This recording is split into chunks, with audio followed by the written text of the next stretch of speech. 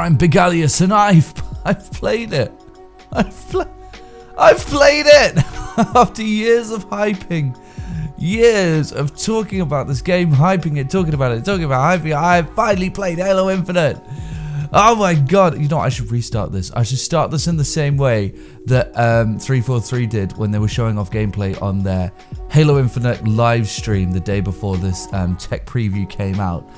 With a big middle finger to all the self-entitled morons, all the mummy's basement, neckbeard, trilby wearing pricks who don't understand the first thing about video games and like to say that, oh no, if you make the game for 2 generations, it's gonna look like shit, it's gonna play like shit, it's gonna be a disaster. Look at Cyberpunk. Yeah? Well, look at this. It looks fine. It looked fine. Did it look like the greatest game I've made? No. Did it look stunning? I personally wouldn't say it looks stunning. Did it look good? Yes. It looked very good. The graphics were very good. The gameplay was very good on the Xbox One version. Now, what you're looking at right now is the Xbox One X version of the game. If there's frame rate or any issues like that, unfortunately, I did experience frame rate issues. It's a tech preview, and so I will give it allowances for that, and you'll see why I said that later, probably, if I remember to talk about it. But yeah, there are frame rate issues on this tech preview, but after a while I got used to that, and I could just focus on this game. And yeah, speaking of graphics, how does it look? I love it. I love the way this game looks. Why? Walls. It's walls. It's the walls, man. Alright, baby. Obviously, it's more than that. When I jumped into the game, one of the first things I did was I meleeed the air. I just made my character melee to see what it looks like, because that is one surefire way to make me hate the way that 4 and 5 look. 4 and 5 look so plasticky to me. And to me, the best way to describe the way that 4 and 5 look is, it looks like a kid playing with toys in a toy box. It's so plastic, so fake looking, so shiny, and without any detail whatsoever, completely devoid of detail. And that was actually the one thing I hated the most about 4 and 5's art style, is that all of the platforms were just completely smooth, shiny surfaces with no detail on them, no scratches, no pits, nothing. Well, after 2, you know, with Halo 2 and 3, and especially with Reach, it was a bit of a gritty game. And then they just doesn't look like it. It just didn't look right at all. I hated it. It really ruined the experience for me. Well, with Infinite, the reason I'm talking about this so much is because they have undone that and created a game that looks great. And the surfaces, the walls, and even the floors have little scratches in them, little marks of dirt, little pits, stuff like that. The ground is relatively reflective. It's black. It's not a grey color that everything else is, and it looks great. It looks really fantastic. It looks a lot like Halo 3, and as a matter of fact, the melee looks just like Halo 3's melee as well. When you look at the armor, I just get, like, it looks like an updated Halo 3. You know, it really does. Visually, and I think overall visually this does look like an updated Halo 3. Now, interestingly enough, I know this is subjective, but I'm absolutely correct about this. They rolled out maps that looked more interesting as the weekend went by, and I guess, I don't know, maybe that's so that they can iron out the technical issues as the weekend goes on and they can show better maps. But the first one was Sergeant Avery Johnson. What's wrong with me? Sergeant Johnson's homage. A very white, canvassy looking map. However, still a great map. It's still a really good map. And it looks great, and it feels great to play on. It's a little small, but there are lots of verticality, lots of little nooks and crannies here and there, and it just feels like a great map to play on. Visually, I get like erosion vibes, you know, stuff like that. And then we got, oh my god, what's it called? So that one was called Live Fire. The next one was called Recharge. Which is a lot better. It's the one that you've probably seen a few times, which I didn't realize it has that blue bit at the end of the trailer connected to it. And that looks awesome too. Very sci-fi, very good, a lot better. And I got Prisoner vibes. Is it Prisoner from Halo 1? I got vibes of that very vertical map, and I like it a lot. But the Grand Champion came out today.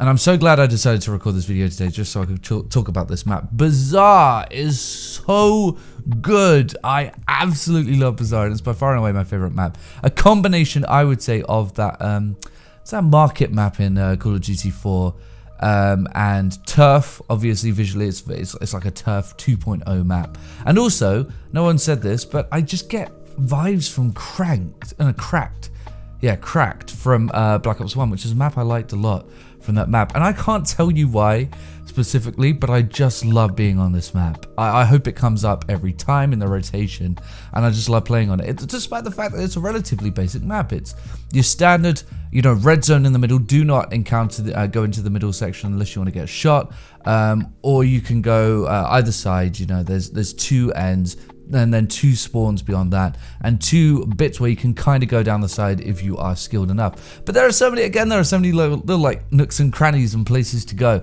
I remember I found this ventilation shaft by complete accident, and I went through it, and then I fell through into the building below it. It was so much fun just even discovering that, and it just feels as though, I don't know, they take a very basic map and sort of made it a lot very interesting. And I love the setting. I love Turf in Halo 2, and I really do get Turf vibes from playing this. But also, it feels a little bit, and I don't know, a little bit like nostalgic, a little bit old school. And I don't know exactly what it is, but something about the way that this map is designed, something about the sizing and the structure and everything about it, just feels very early 2000s, late 90s, very Quake and stuff like that, you know, and that is not a complaint.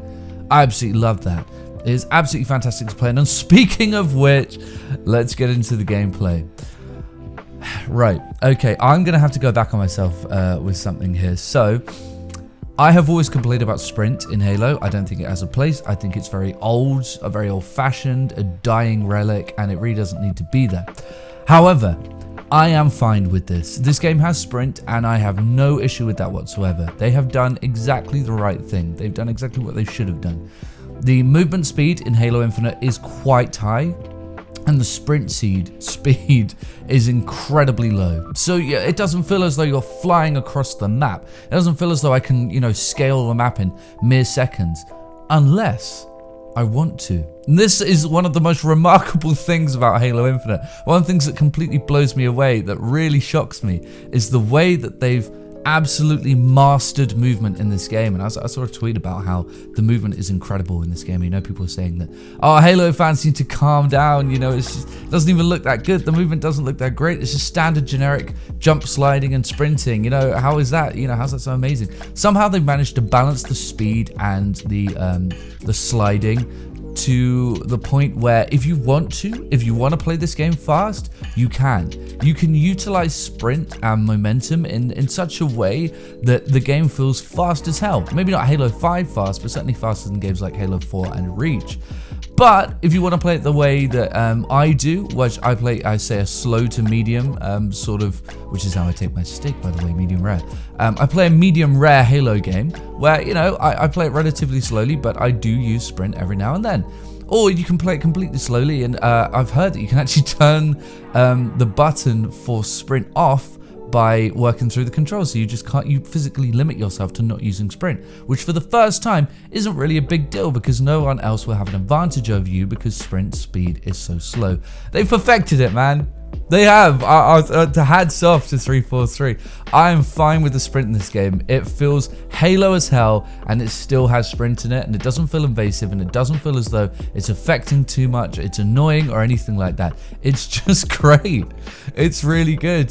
They've brought back, you know, clamber and aim down sights as well. Clamber is something that never really bothered me too much. It's fine.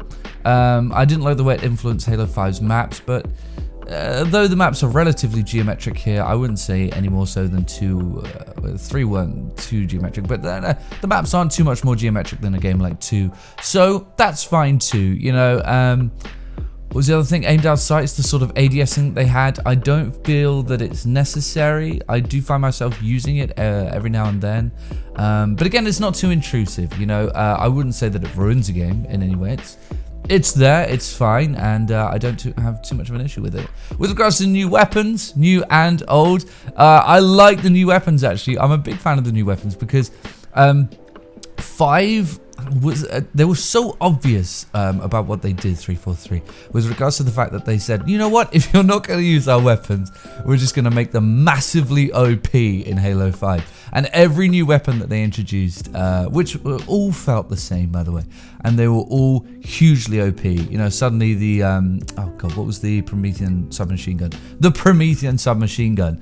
Suddenly that, you know, locks onto targets and it's an absolute death machine, you know, stuff like that. And they haven't done that here, if anything. They kind of done the opposite in a way. The Commando absolutely shreds, but it has a high skill curve, and really all of these weapons have a high skill curve. The Heatwave can be incredibly powerful, but it's very much harder to master than the scatter shot.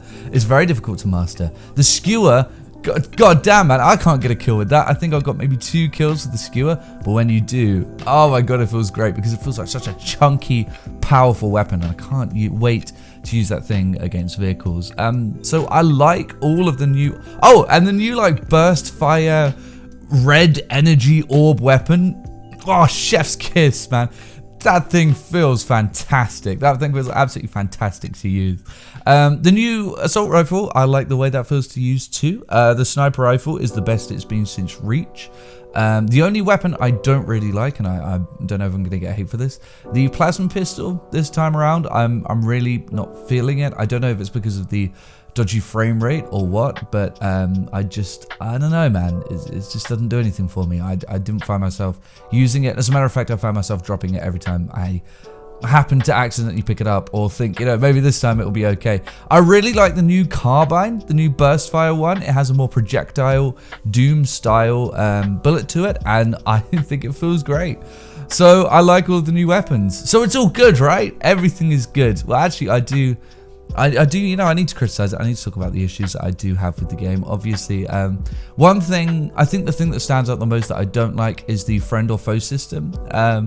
I feel as though it's not too intrusive, it's not too bad. I think they really shot themselves in the foot by making us play against bots during this beta, not because it's bots, but because they were all blue, which won't be, you know, part of the game unless you're playing against bots. So every time I encountered a teammate who was, you know, had very blue armor skin, sometimes I would shoot at them, you know, because the outline is what I'm looking for is blue.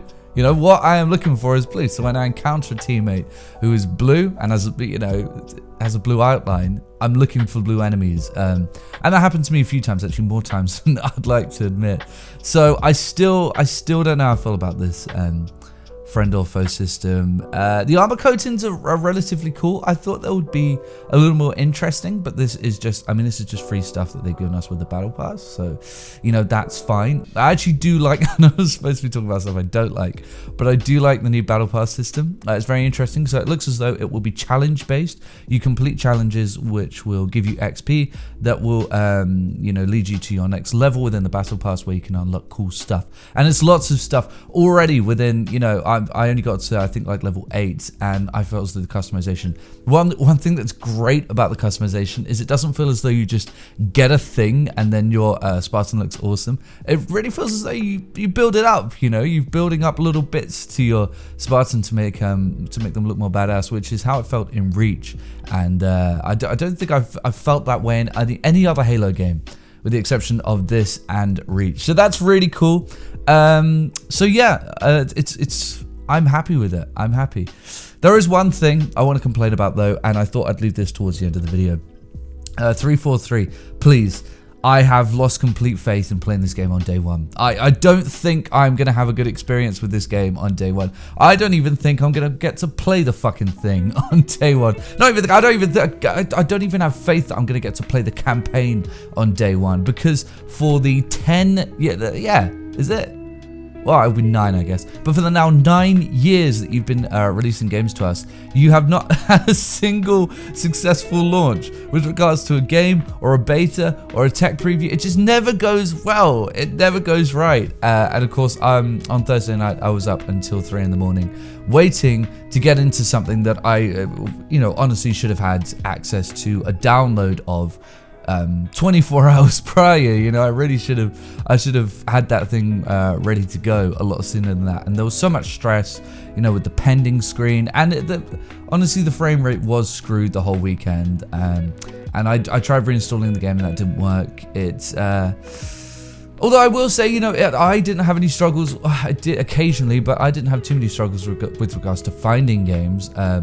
But there were a lot of issues. Yes, this is a technical preview, but in my lifetime, in my 27 years of life, I have played tons of betas, tons of alphas, demos, tech previews, the early access games. I've tried it all. I've played a lot of not yet ready games, and I've never in my life encountered a game where the hardest part was actually getting the game and playing it and getting a hold of it. Getting into matches, server issues, yeah, abundant, plenty. I've never had an issue where I couldn't download the damn thing. If you knew, I mean, they said exactly how many people would be able to play this tech preview. If you knew the exact number and you knew Waypoint wouldn't be able to cope with that, then why did you run it through Waypoint? That, you know, the excuse was always, oh, yeah, look, we're running it through Waypoint. We can't handle the massive server load. Then don't run it through Waypoint. Send people codes and let them pre-download the game ready for when the tech preview is on. Yes, it will jam the servers up, but we were doing that anyway. You know, everyone was doing that anyway. And I expect there to be server issues. I don't expect there to be issues with getting hold of the game altogether. So please, 343, work on that. That's the biggest thing I want you to work on. I want to be able to play this game on day one. I was going to get a bunch of Mountain Dew and Dominoes and, you know, Doritos and stuff like that and really nerd it out. I don't know if I'm going to do that now because I think it might be a waste of money to do so, unless 343 can really restore confidence in me with regards to a launch, but they just haven't yet. I've ranted on this channel within the past couple of years about updates, you know, just a simple update that they haven't been able to push through properly. It's absolutely embarrassing. But aside for that, you know, that is something that they can definitely work on. Please stop using Halo Waypoint to deliver us the games, or the Xbox Insider Hub, as I had to use. But aside for that, how do I feel about Infinite? This is the best it's felt since 3. This is the best Halo has felt since 3 for me. So far. And yes, I am including Reach in that, because Reach, the thing about Reach was that it was a fantastic game, full of features and a really awesome, tremendous game. But sometimes the gameplay was maybe just a little bit on the side of boring. It was a little too messy. I consider it to be very messy gameplay. You know, someone will be using armor lock or throwing down some dumb shit, or, you know, using some stupid, silly power. And I didn't feel that way about Infinite. I felt as though it was just an updated, modernized version of Halo. I mean, ultimately, that's how, that's the best way to describe this game. And if I was asked to describe it in one sentence, it would be this. If someone told me, if I say, for example, let's rewind the clocks to 2007, and someone said to me in 2021, this is what Halo will look like, I'd buy it. And that says a lot. I think that says a lot about Halo with regards to the rocky road that we've had to go through. Finally, this feels so Halo. And I think more Halo than Reach. This is, like I said, the best Halo has been since 3 for me. Anyway, leave your constructive hate in the comment section below, and I will see everyone later.